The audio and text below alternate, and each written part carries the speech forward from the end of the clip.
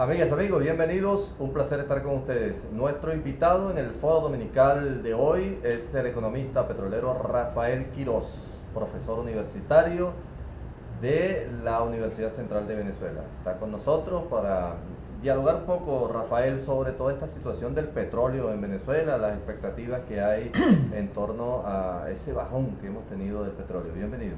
Gracias, muy amable, Augusto, por la invitación. Bueno, sí, tenemos hoy en día un mercado petrolero bastante convulsionado, lleno de contradicciones en parte, abatido un poco por variables netamente coyunturales, de una sobreoferta muy elevada, que ha hecho, por supuesto, tumbar los precios del petróleo desde hace exactamente un año, desde noviembre del año pasado.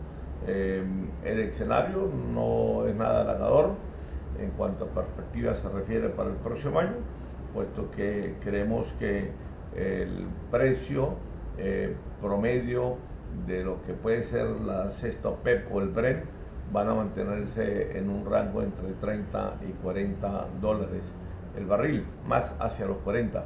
Pero en todo caso, por supuesto, cuando hablamos de cesta petrolera venezolana, estaríamos hablando de un rango entre 30 y 35 dólares el barril, cosa que es, por supuesto, bastante grave, por decir algo, para los ingresos fiscales petroleros venezolanos, en tanto y en cuanto seguimos siendo un país eminentemente productor de petróleo y por consiguiente dependiente de los vaivenes y de las volatilidades del mercado petrolero. Nada halagador entonces la situación.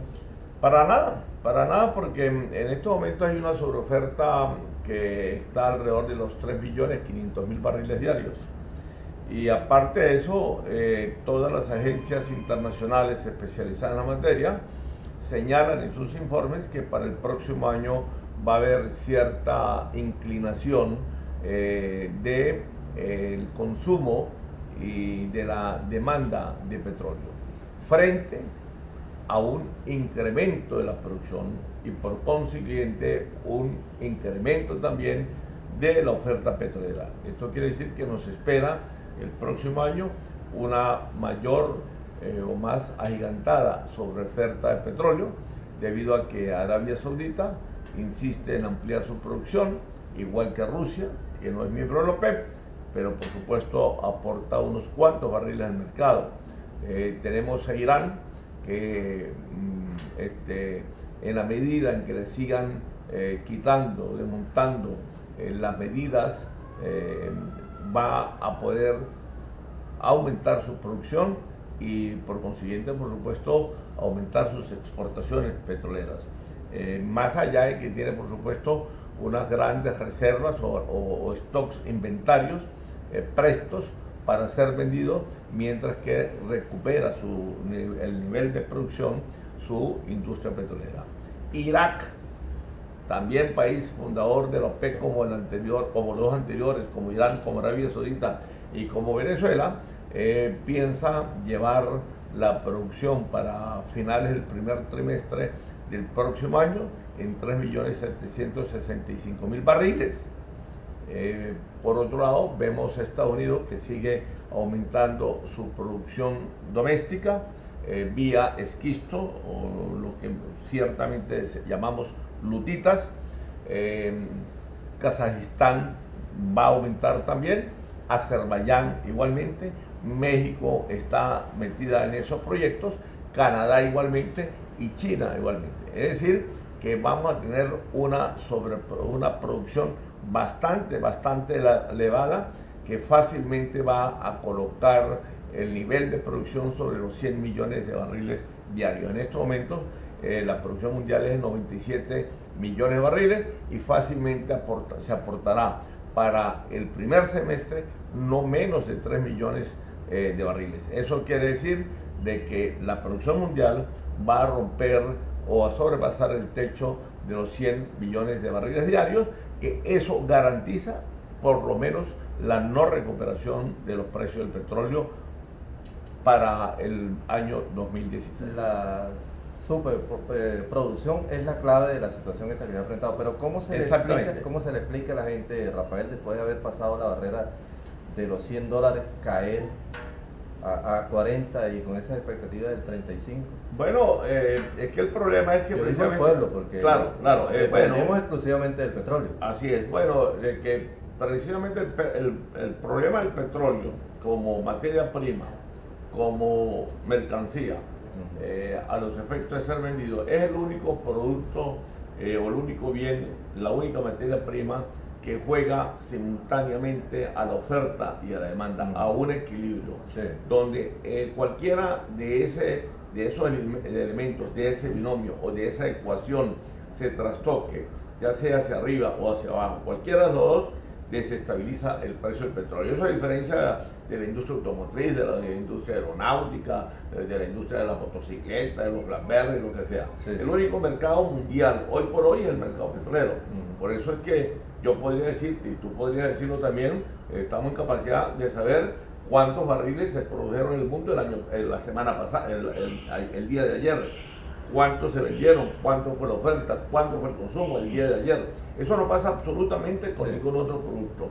Pero lo que quiero significar con esto es que entonces cuando tenemos una oferta petrolera que sobrepasa la demanda de petróleo por encima de los 3 millones de barriles y hay una amenaza de una producción, de un aumento de producción garantizada casi prácticamente para el primer trimestre y el primer semestre del próximo año, bueno, esa suboferta va a agigantarse frente a la demanda petrolera y los precios mínimo van a mantenerse en la meseta en que hoy se mueve, con tendencia para mí hacia la baja. Entonces, bueno, por supuesto, eso garantiza menos ingresos petroleros para los países productores, en este caso Venezuela, que es un país eminentemente productor. Y tan eminentemente productor somos que para este año que está por finalizar, de cada $100 que Venezuela ha venido percibiendo por conceptos de exportaciones, 97 son por concepto de petróleo. Pero lo que nos da una idea es de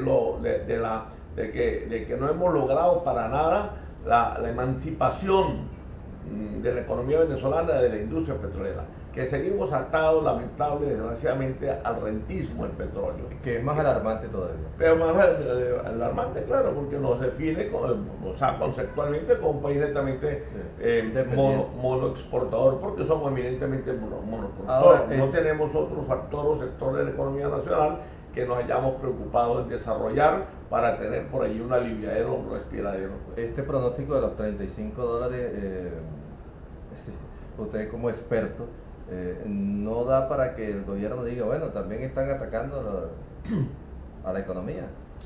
Bueno, pero ¿quién la está atacando? La guerra económica que habla. Claro, bueno, pero es la guerra económica, sin duda alguna, es, entre comillas, o es ficticia, o mejor dicho, es mediática.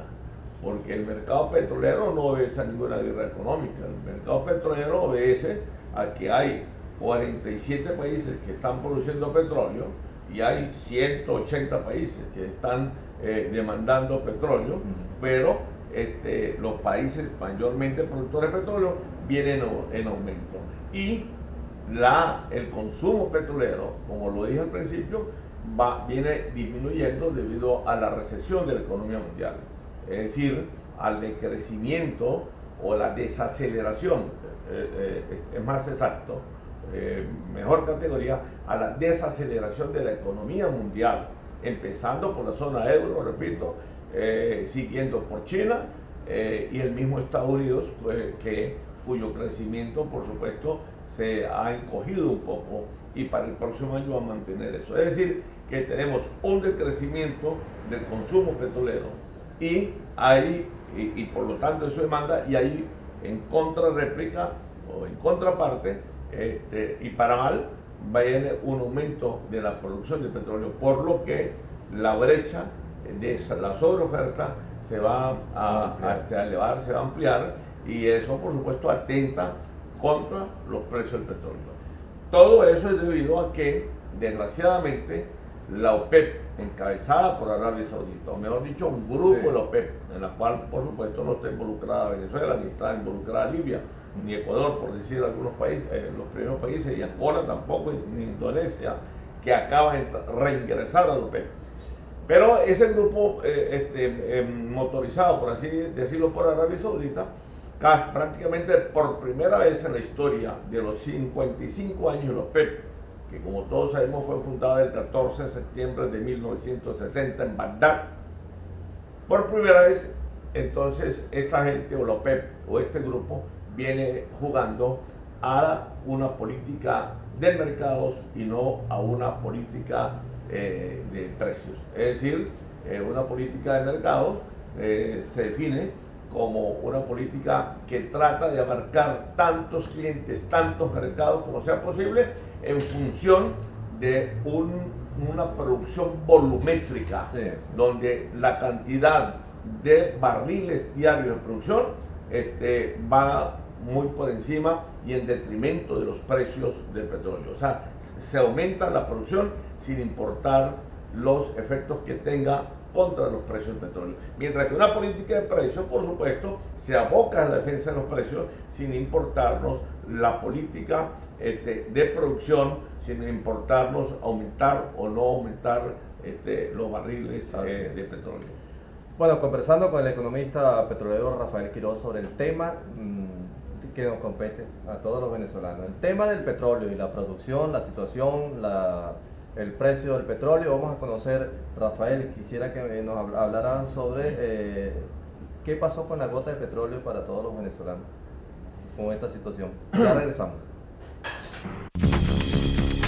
Ya regresamos con Foro Dominical.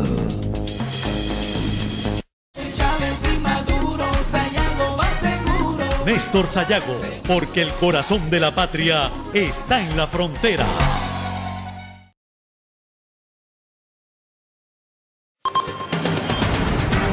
Continuamos con Foro Dominical. Bueno, Rafael Quiroz, te decía que a todos, desde niño, dice, bueno, usted tiene derecho a una gota de petróleo. Ahora con esta situación, ¿dónde va a quedar la gota de petróleo? Bueno, la gota de petróleo queda, por supuesto, disminuida. De hecho, ha venido disminuyendo durante este año. El actual precio promedio anual de la cesta petrolera venezolana está ubicado en $38.75, en comparación al año anterior, al año pasado, que fue de 88, y en comparación al año antepasado, que fue de $103.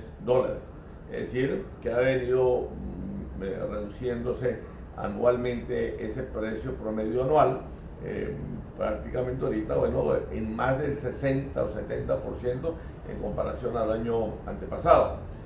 Eso, por supuesto, disminuye o golpea fuertemente los ingresos fiscales del Estado venezolano vía producción y exportación petrolera. Y al tener el Estado venezolano, el gobierno nacional, menos recursos en cuanto a cantidad de dólares que recibe el gobierno por concepto de las exportaciones del petróleo, bueno, por supuesto, entonces disminuye su capacidad para la adquisición de bienes y servicios vía importaciones. Es decir, que el gobierno va a disponer o sigue disponiendo con declinación de menor cantidad de dólares para comprar todas las importaciones que se necesitan.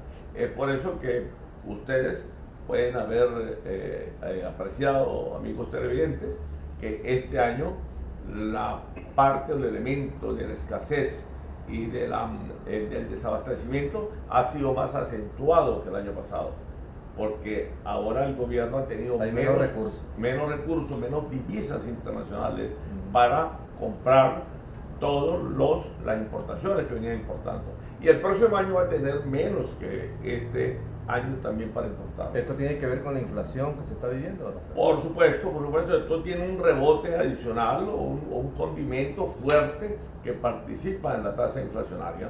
¿Por qué? Porque como tiene menos recursos, importa menos en cantidades y en heterogeneidades también, y cuando hay, por supuesto, menos productos a disposición del público, es decir, va a haber menos oferta en cuanto a esos recursos, bienes y servicios, entonces, por supuesto, el precio aumenta cuando hay escasez. Y el próximo año, repito, va a remarcarse es la escasez y el desabastecimiento, básicamente, entre otras cosas, debido a la disminución muy significativa de lo que podemos llamar los petrodólares, es decir, de los dólares que se reciben por concepto de exportación de crudo y que desemboca en lo que llamamos el ingreso fiscal petrolero para el Estado venezolano. Y esto golpea, por supuesto, a todas las capas, a todos los sectores de la sociedad venezolana, unos más que otros. Es usado para traer los alimentos. Claro, para todas las importaciones e incluso para algunas inversiones, en el caso de PDVSA, que necesita aumentar su producción o que necesita mantener su maquinaria o todo el mantenimiento. Hacerle mantenimiento, lo que sea, y entonces necesita bolívares. Para tener bolívares necesita entonces luego los dólares que se los cambia el Banco Central para poder tener la nominación en bolívares y poder hacer los gastos y las inversiones que dentro del territorio nacional necesita PDVSA. ¿Cuál es la producción de Venezuela en este momento? En este momento la producción está en 2.915.000 barriles diarios, de los cuales se están exportando 2.2 millones de barriles y se está consumiendo alrededor de 700.000 barriles en lo que es el mercado doméstico, o mejor dicho, interno de Venezuela. Y cuando hablo de 700.000 barriles no estoy hablando solamente de los combustibles, gasolina, también queroseno, full oil, grasas, aceite para carros, para motores, grasas, etcétera, etcétera. O sea, todo una canasta de productos que se originan del petróleo a manera de derivados y que por supuesto y que son esenciales para que el país opere, por lo menos el parque automotriz, además por supuesto de las industrias y todo eso. Entonces el consumo en Venezuela ha venido aumentando, esto es bueno destacarlo, y ha tenido cierta repercusión en este año, un poquito en la curva de disminución, dado al ataque, por así decirlo, o a la batalla que se ha dado para reducir un poco el combustible, sobre todo en esta parte de la zona fronteriza.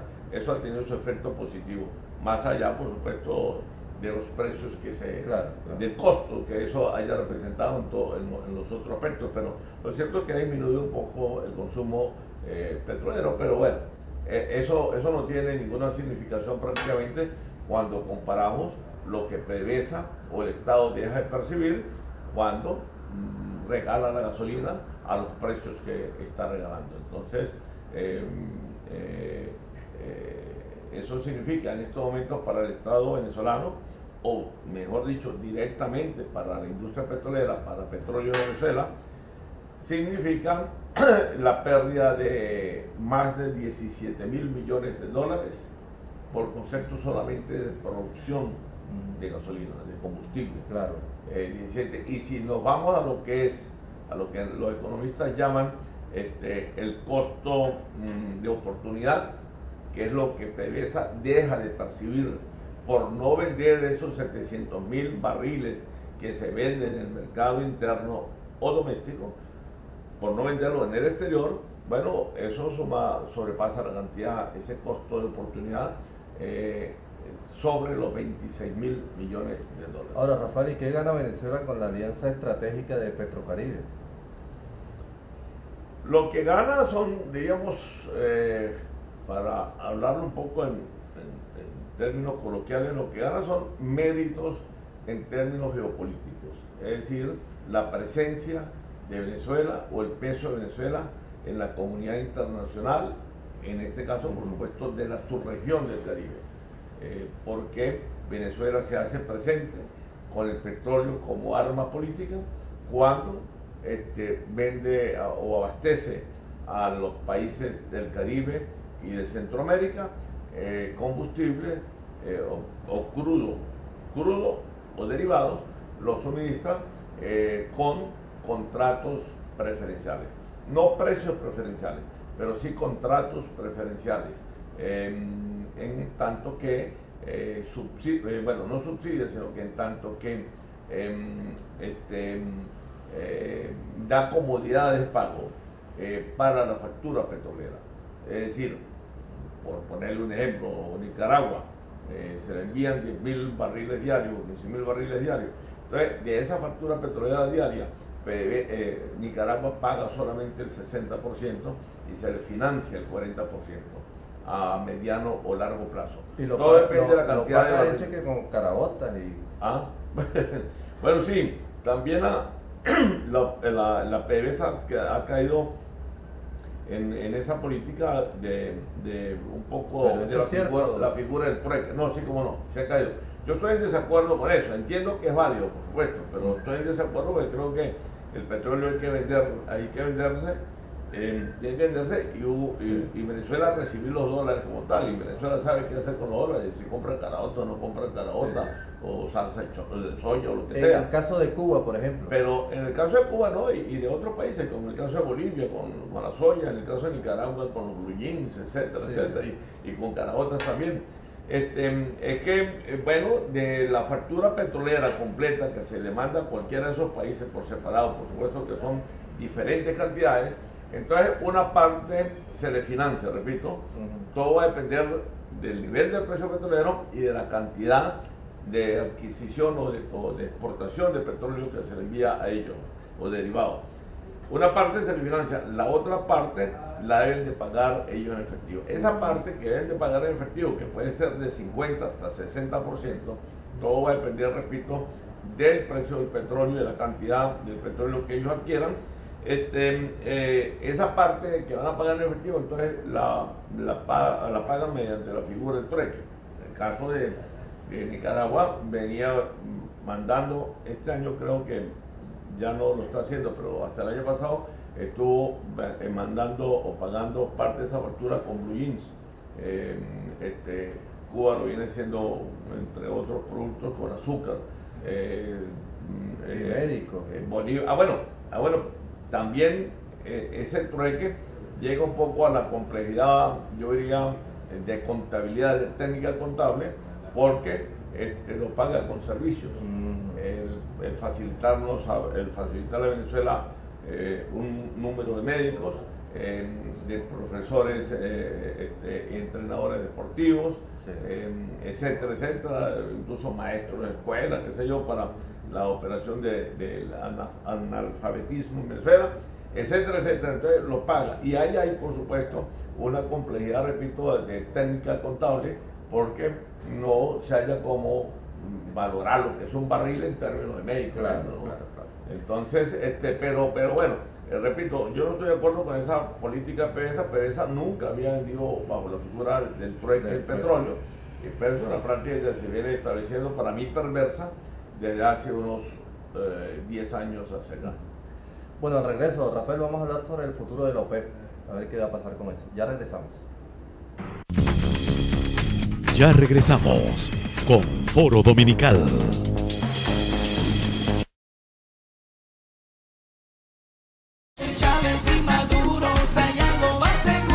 Néstor Sayago, porque el corazón de la patria está en la frontera. Continuamos con Foro Dominical.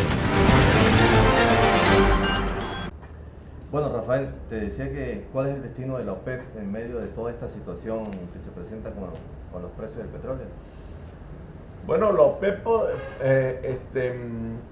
hoy más que nunca está un poco acorralada por los vaivenes y por las contradicciones del mercado petrolero.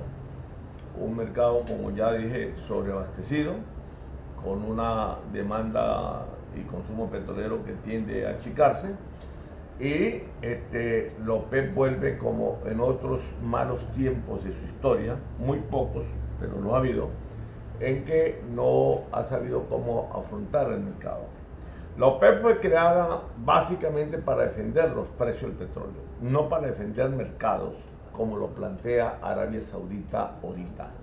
Abarcar tantos mercados como sea posible, por consiguiente tengo que producir y aumentar la producción sin importarme el nivel de los precios.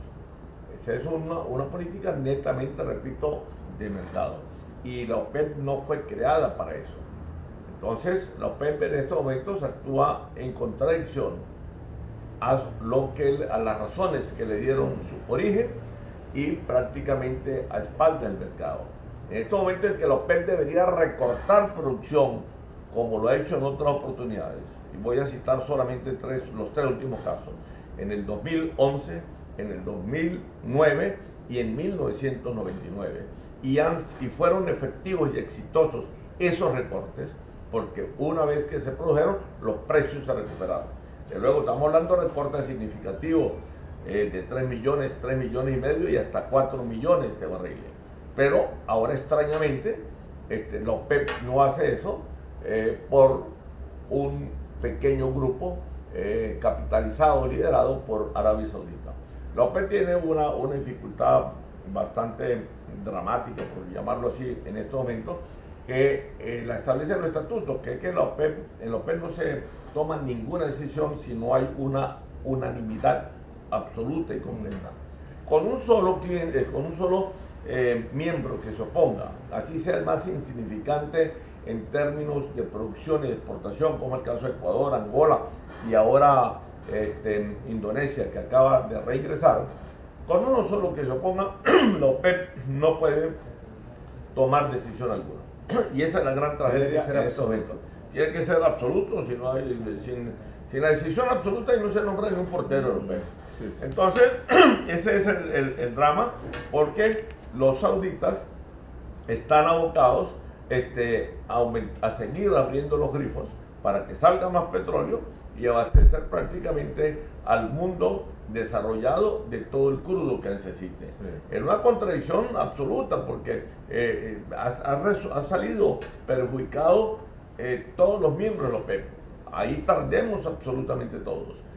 Arabia Saudita, para que ustedes tengan una idea, desde diciembre del año pasado hasta este momento ha dejado de percibir 75 mil millones de dólares debido a la caída de los precios. La OPEP en conjunto ha dejado de percibir 840 mil millones de dólares. Y el mundo desarrollado, altamente consumidor de petróleo, se ha ahorrado sobre los 990 mil millones de dólares. Es el favor que le estamos haciendo al mundo desarrollado, que son los más altamente consumidores de petróleo, y cómo nos estamos perjudicando. Desde luego, a Arabia Saudita no le importa eso, en tanto que no sale perjudicada en términos financieros, porque se prepararon, por supuesto, para pasar el páramo, no solamente con pañuelos, sino también con un buen abrigo y demás. Tenían ellos para hace un año un fondo de reserva vía petróleo, vía exportaciones petroleras, que sobrepasaban los 800 mil millones de dólares. Además de eso, tenían en reservas internacionales, es decir, divisas, la cantidad que sobrepasaba 170 mil millones de dólares. Total que los 73 que han dejado de percibir, los 75 mil millones, ellos se ríen de eso porque nada lo afecta. No es el caso de Venezuela, ni el caso de Ecuador, ni de Libia, y de varios países dentro de la OPEP, que no supimos utilizar buena parte o alguna parte de los ingresos petroleros para haberlos ahorrado, para haberlos invertido en algo mucho más productivo, y entonces, bueno, lo gastamos todos en una especie de folgorio, lo malbaratamos, lo derrochamos, etcétera, etcétera, y bueno... Y hay que recordar siempre a Urler, no se sembró el petróleo. Sí, lamentablemente nunca se ha sembrado el petróleo. Esto no es ahora ni de este gobierno, y con esto no intento defender el gobierno para nada, pero eso ha sido una cultura de los gobiernos venezolanos, ha sido una cultura del venezolano mismo, de la forma de pensar frente a las crisis y de la forma de pensar frente a los grandes boom petroleros, que en vez de ahorrar o en vez de prepararse para la caída de los precios, entonces creen que los precios altos van a ser eternos, que nunca se van a ir, que en tiempo los precios bajos nunca volverán ni nunca retornarán, que se fueron de vacaciones y ya no retornan, etcétera, etcétera. Y entonces nos entretenemos en un carnaval infinito, en fiestas patronales sin terminar, ¿entiendes? Donde malbaratamos y malgastamos eso por cosas y bienes superfluos traídos del exterior, por vehículos importados desde Estados Unidos, desde Corea del Sur y desde mismo China, por whisky traído desde la Gran Bretaña, allá en Escocia, por perfumes traídos de Francia, telas traídas de Italia. Bueno, entonces malbaratamos o cambiamos prácticamente una materia prima, un recurso natural no renovable, como es el petróleo, por toda una serie de quincallería, por decirlo así. Bueno, antes se nos calificaba a nivel mundial como un país rico. En este momento, ¿qué somos? Somos un país pobremente rico, diría un amigo mío. Claro, somos pobres en cuanto a que no tenemos imaginación o idea de cómo invertir. Y somos ricos por la cantidad de recursos que tenemos. Ahí tenemos, no la más grande, pero una de las más grandes reservas petroleras del mundo las tiene Venezuela. Detrás, por supuesto, de Arabia Saudita, Irán y Irak. Pero bueno, estamos hablando de un reservorio grande. O sea, es un país rico y si usted ve los recursos que tenemos en otros minerales, en otras materias primas como el oro, el mismo carbón, etcétera, etcétera, aluminio, todo lo que ustedes saben, bueno, pues somos un país rico. Pero hemos administrado esa riqueza con un criterio muy pobre, pues con un criterio que no se ajusta precisamente al nivel de desarrollo que nosotros hemos venido teniendo o que en el camino de ese nivel de desarrollo venimos transitando. Debería estar mejor el pueblo, don Rafael. Pero más que mejor. Venezuela no tiene excusa. Después prácticamente de 135 años, de 140 años de explotación petrolera, no tiene excusa para que aquí haya dentro del territorio nacional un rancho y para que haya ni siquiera una familia en condiciones infrahumanas de subsistencia y demás. No hay razón para tal cosa.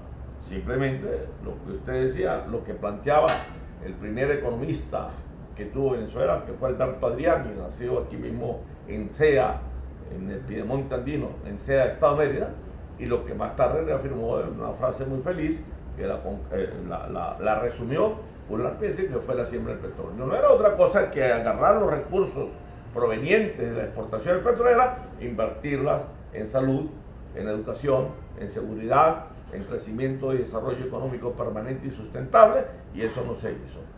Nos emborrachamos, nos volvimos adictos, nos endrogamos, como diría un campesino, en el buen sentido, drogamos o endrogamos, cualquiera de los términos, bueno, y simplemente se nos pasó el tiempo y entonces nos aferramos más a la renta petrolera. Hoy por hoy estamos más condicionados, más atados al rentismo petrolero que lo que hemos estado durante todo el tiempo. Esto no es nuevo, repito, esto es antes de 1999. Entonces ha sido de todos los gobiernos, solamente sí, que el actual proceso lo ha profundizado. Entonces nos hemos atado al petróleo, nos hemos aferrado y dependemos, nuestra vida depende del petróleo, como depende la vida del náufrago, del tronco de madera sí, que lo mantiene a flote en alta mar, aferrado allí porque es cuestión, razón de subsistencia. En otras palabras, hemos malbaratado en parte el petróleo, hemos perdido las oportunidades. Seguramente no nos dábamos cuenta de eso.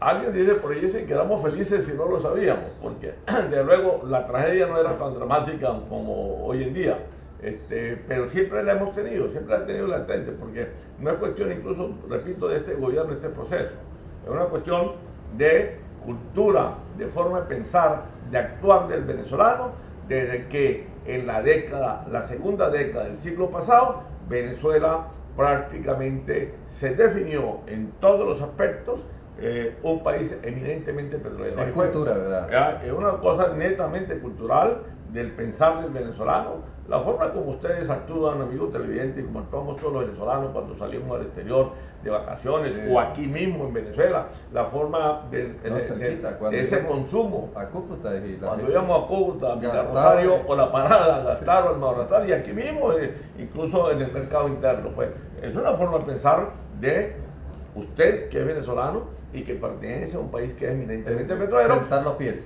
es sentar los pies y que estamos viviendo prácticamente sobre un océano de petróleo. Así es. Bueno, con Rafael vamos a hablar sobre el aumento de la gasolina. ¿Qué está pasando con eso? ¿Por qué no se ha llevado a cabo el aumento de la gasolina? ¿Y en cuánto crees tú, Rafael, según tus estudios, puede quedar el precio de la gasolina?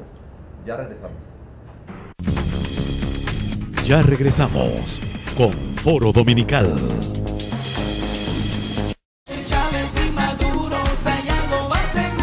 Néstor Sayago, porque el corazón de la patria está en la frontera.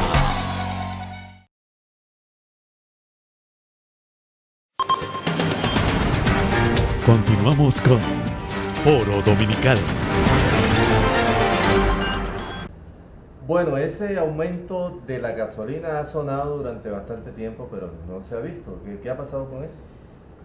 Bueno, lamentablemente este gobierno, como los anteriores también, no ha tenido el fuste, el temple, el vigor y el valor para dar el paso de ajustar hacia arriba el precio de la gasolina. Seguimos vendiendo la gasolina más barata del mundo, del universo y de todas las zonas interplanetarias, pues yo puedo, como dije anteriormente, donde PDVSA pierde sobre los 18.000 millones de dólares anuales y deja de percibir, dije, en términos de costo de oportunidad, sobre los 26.000 millones de dólares.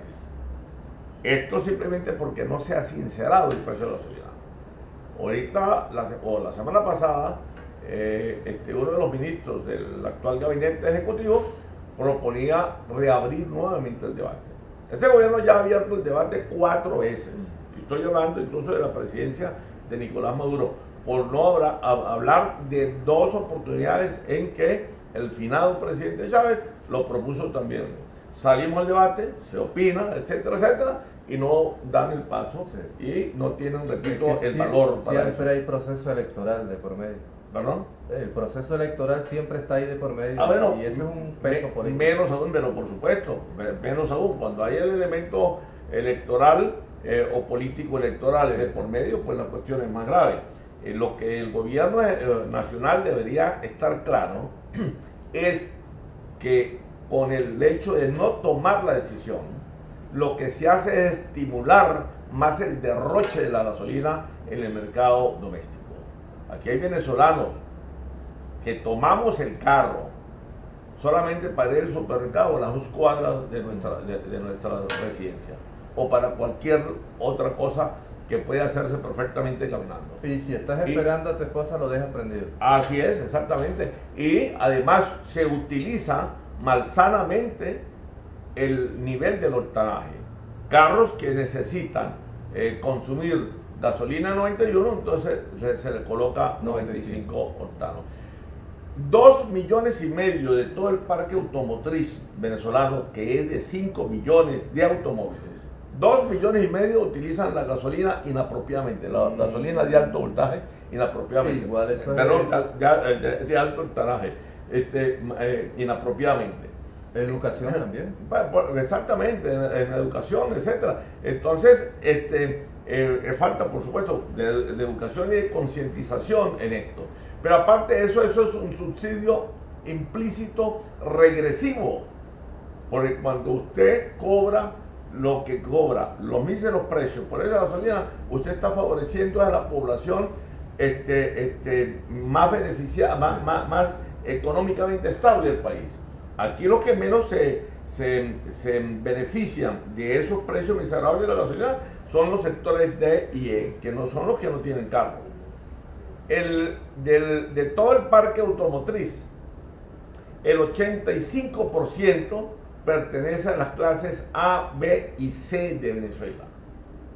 Y solo el 8.5% tiene carro en las poblaciones que tienen ingresos de 1 o 2 sueldos mínimos. Lo menos favorecido entonces es la clase. Así es, entonces es un impuesto, repito, un subsidio. El impuesto no es un subsidio implícito regresivo. porque favorece a los más estabilizados económicamente, o mejor dicho, no favorece precisamente a las grandes cantidades populares o de los sectores pobres de Venezuela.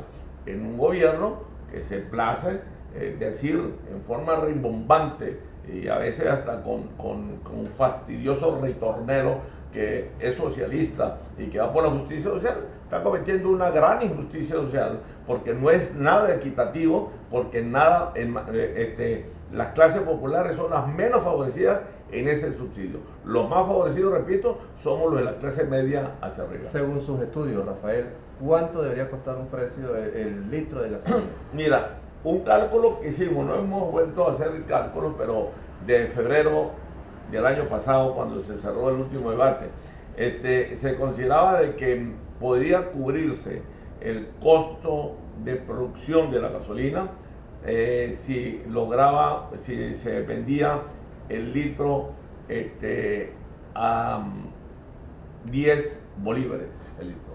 Es decir, que para un tanque de 40 litros, bueno, se necesitaban 400 bolívares. Un tanque que dura una semana. Pero antes habíamos hecho un cálculo que nos daba 5. Es decir, que más o menos el tanque llegaba a 180 bolívares o 200 bolívares. En el último cálculo que hicimos daba 40, un tanque full, repito, de 40 litros. Pero hoy cualquier cosa cuesta 100 bolívares, 200 bolívares. Una caja de cigarrillo cuesta 300 bolívares. Un litro de agua vale 60 bolívares. Un litro de agua vale 60 bolívares. Entonces, ¿cómo es posible que la gasolina se esté vendiendo en 0,035 centavos? Pues?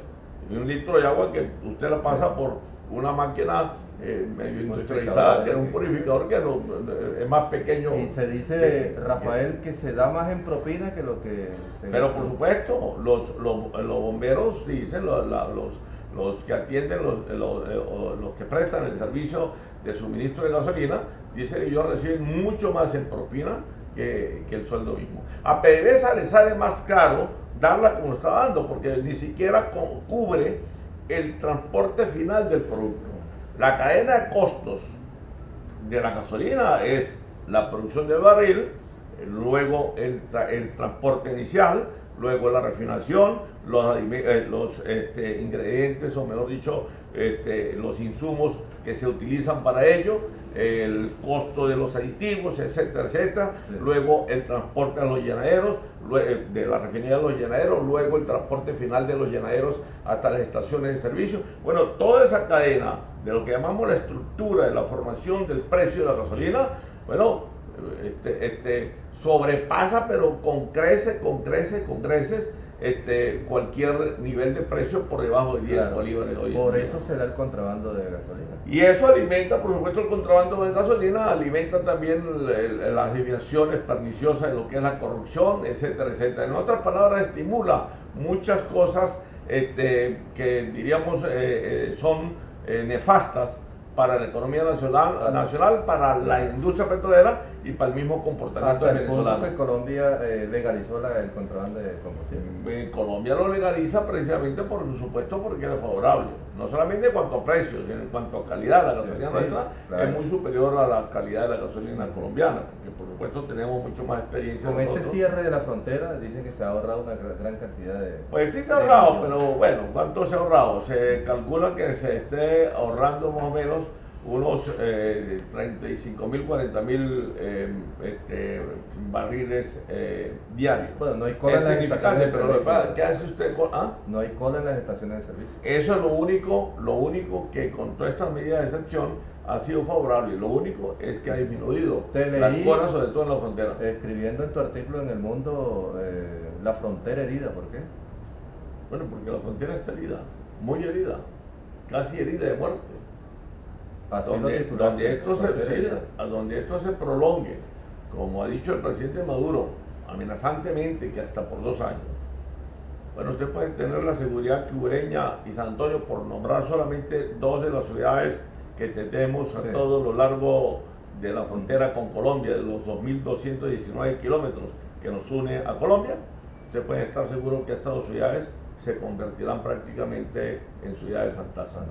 En aquellas ciudades de las cuales nos hablaba, o de aquellos pueblos de los cuales nos hablaba Miguel Otero Silva en su novela de 1956, Casas Muertas. La frontera más viva de América.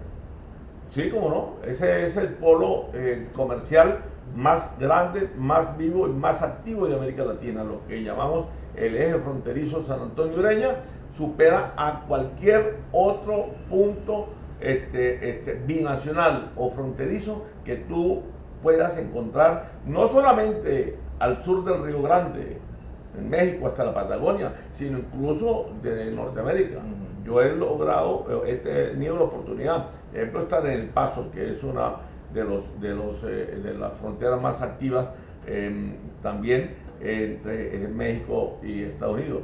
Y he logrado estar, por razones también petroleras, por cierto, en Dakota del Norte, que es la frontera con Canadá, y ninguna de esas fronteras, con toda la tierra, ninguna supera a lo que es la actividad comercial y de toda naturaleza que hay en ese eje fronterizo. Porque se trata de una frontera muy característica, muy especial, muy significativa.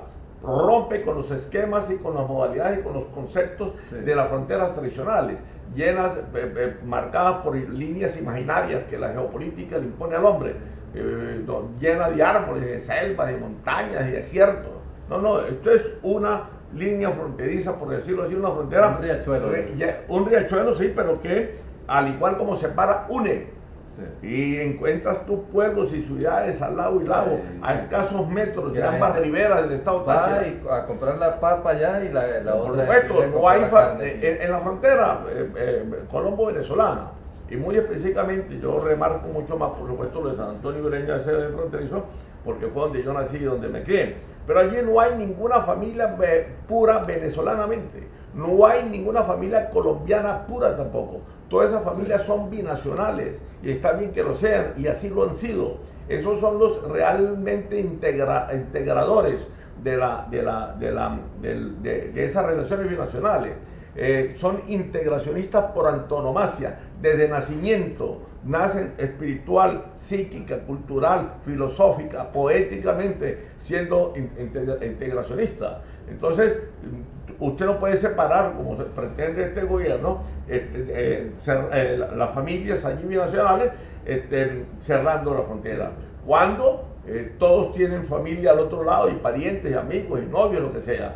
Cuando hay venezolanos que recurren allá a los institutos de educación para poder estudiar primaria, aspirantes a bachiller y aspirantes a licenciado, que encuentran en las aulas colombianas la educación que no se le puede dar en esas ciudades. Ahí en San Antonio Ureña, cuando juega la Vinotinto, apoya la Vinotinto y después salen apoyando a... Claro, porque es un solo sentimiento. Los colombianos, ejemplo, el norte de Santander, como Cúcuta no tiene plaza de toros, bueno, hacen de la feria de San Sebastián una feria suya, y aquí se vienen a los hoteles de San Cristóbal y alrededor de San Cristóbal, y ahora les sale más económico, pero por supuesto una regalía. Entonces ellos se toman para sí la feria de San Sebastián y la feria de Táriba, y está bien que lo hagan, y viven en alma propia los elementos emocionantes de la Vuelta al Táchira. También comparten los partidos premundiales de fútbol, que no los tienen ni se dan en el Estadio General Santander de Cúcuta, pero sí se dan aquí en la catedral del fútbol. Ya vi que se emocionó cuando habló de la frontera herida. Algo no, es que la frontera, a pesar de que esté herida, pues se emociona. De la Villa Heroica. Así es. Muchísimas gracias, Rafael, ha sido un placer tenerte aquí con nosotros. Gracias a usted, Augusto, muy amable de su parte. Y a ustedes, amigos, gracias por habernos permitido ingresar hasta sus hogares. Será hasta una nueva oportunidad.